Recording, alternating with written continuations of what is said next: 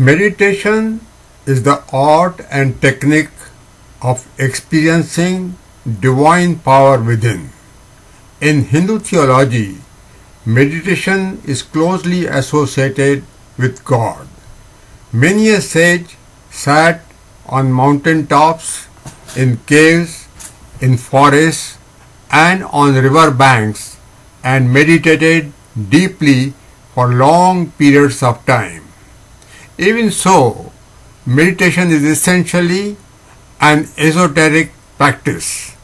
An inert mountain or forest cannot be a substitute for an awakened and spiritual mind.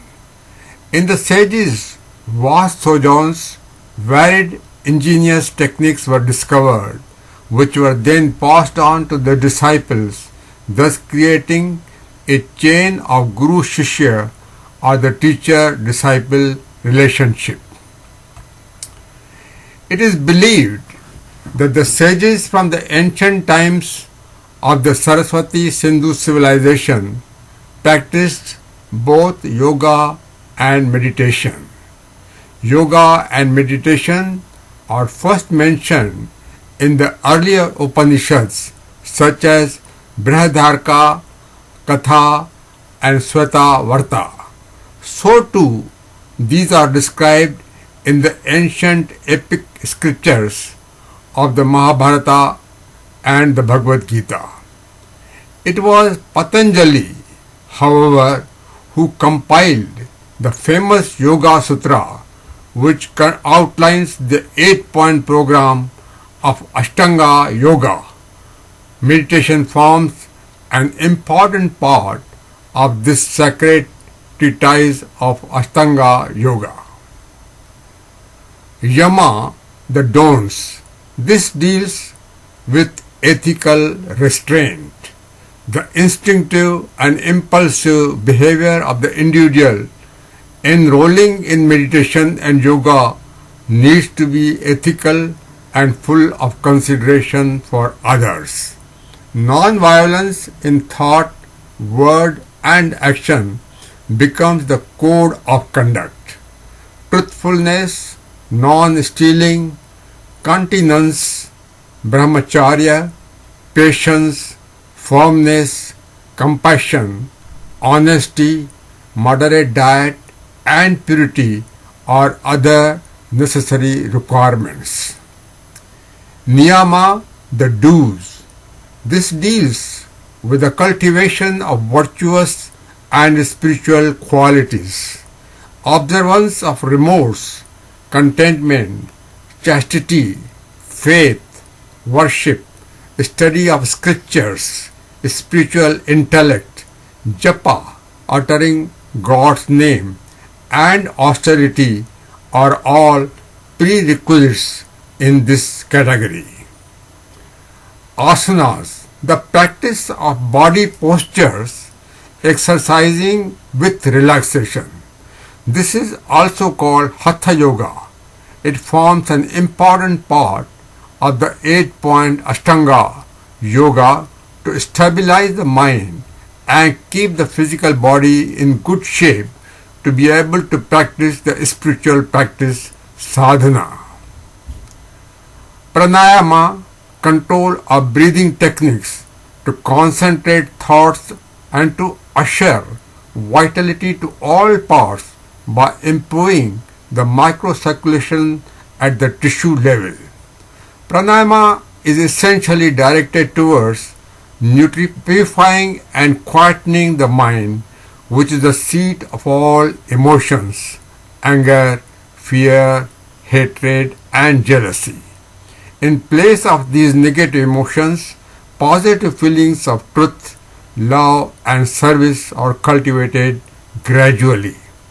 In the opinion of Sri Sri Ravi Shankar, the mind is ever wandering. Breathing control may be an effective whip to guide it on the right path. Pratyahara, to internalize attention without any distraction. Search of the divine within one's own self has always occupied the attention of Hindu seers. The mind needs to be pure and spiritual in the Turiya state. Turiya, which literally means fourth, represents the higher mind beyond the waking, sleeping and dreaming states. It is a state of mind beyond the clamor of desires and cravings. Dharna, to focus on a chosen subject, spiritual divine, disregarding any other interruption.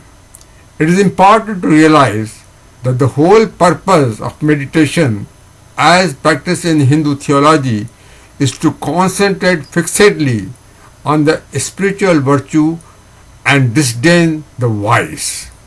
Dhyana, to meditate on the field of inquiry with lesser beam attention. Hindu rishis have repeatedly encouraged the development of the art of concentration without straining oneself. Often, the answers to many difficult questions sprout from within. Gradually, one may learn to tap knowledge from the cosmic consciousness of the divine. Samadhi, to internalize, to ultimately unite and merge with the source of the divine, the state of self-realization. The final state, Samadhi, literally means union with God. Some with Adi, Lord. There are two stages of Samadhi. One is Savikalpa Samadhi. Savikalpa means separateness.